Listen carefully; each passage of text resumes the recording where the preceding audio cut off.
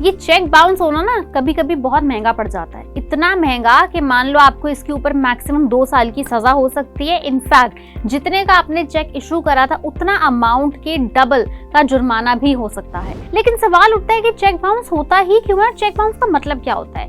Cheque bounce होता है जब आप चेक के अंदर ओवर राइटिंग कर देते हैं, या फिर आप चेक के अंदर गलत साइन कर देते हैं, या फिर आपने तारीख गलत डाल दी, या फिर अमाउंट के डिजिट और वर्ड्स के अंदर अंतर है, या फिर जिसका नाम का चेक काटना है वो नाम ही गलत डाल दिया। लेकिन सबसे बड़ा रीजन है चेक बाउंस होने का कि आपके अकाउंट में अगर उतने पैसे ही नहीं हैं जितने अमाउंट का आपने चेक इशू कर दिया। मान लेते हैं कि आपने किसी को 80,000 रुपीज का चेक इशू कराया, लेकिन आपके अकाउंट में सिर्फ 50,000 रुपीज है, तो बैलेंस ना होने की वजह से भी चेक बाउंस होगा ही। तो चेक बाउंस के ऊपर भी कुछ आरबीआई के, कुछ इंडियन पीनल कोड के नियम हैं।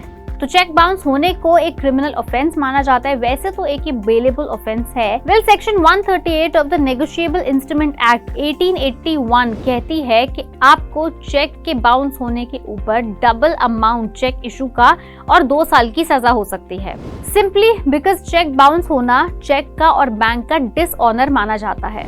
और आप मानोगे नहीं कि फिलहाल इंडिया में अराउंड 35 लाख चेक बाउंस के केसेस पेंडिंग चल रहे हैं। और अगर आपको कभी इशू हुआ हुआ चेक बाउंस हो जाए तो क्या करना है? आप जाकर मजिस्ट्रेट कोर्ट में एक कंप्लेंट कर सकते हो चेक बाउंस नोटिस एक्सपायर होने के 30 डेज के अंदर। दोनों पार्टीज यानी कि जिन्होंने चेक बाउंस करवाया है और जिनका चेक बाउंस हुआ है, उन दोनों को कोर्ट में अपीयर होना होगा। अगर सारे एविडेंस के तौर पे वो गिल्टी प्रूव हो गए तो उनको 2 साल तक की सजा मैक्सिमम और डबल का अमाउंट की पेनल्टी लगेगी। लेकिन प्रॉब्लम ये आती है कि इसको होने में लग जाते हैं 4 से 5 साल, जो कि है एक बहुत लंबा टाइम। लेकिन अगर मान लो जिनके खिलाफ कंप्लेंट हुई है वो नोटिस रिसीव होने के 15 दिन के अंदर अमाउंट रीपे कर देते हैं, तो इसमें कोई भी क्रिमिनल ऑफेंस नहीं बनता सेक्शन 138 के अंडर, और उनके ऊपर कोई भी लीगल कार्रवाई नहीं हो सकती।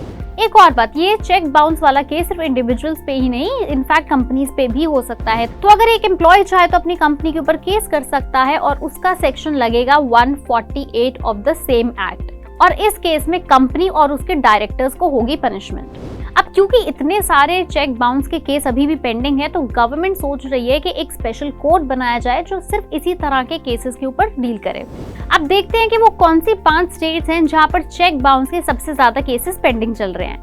पहले नंबर पर है महाराष्ट्र, जिसमें तकरीबन 5,60,000 चेक बाउंस के केसेस पेंडिंग है। दूसरे नंबर पर है राजस्थान, जिसमें तकरीबन 4,79,000 चेक बाउंस के केसेस पेंडिंग चल रहे हैं। तीसरे नंबर पर है गुजरात 4,37,000 केसेस के साथ। चौथे नंबर पर है दिल्ली, जिसमें 4,08,000 केसेस पेंडिंग है। और 5वें नंबर पर है उत्तर प्रदेश, जिसमें 2,66,000 के आसपास के चेक बाउंस के केसेस पेंडिंग हैं।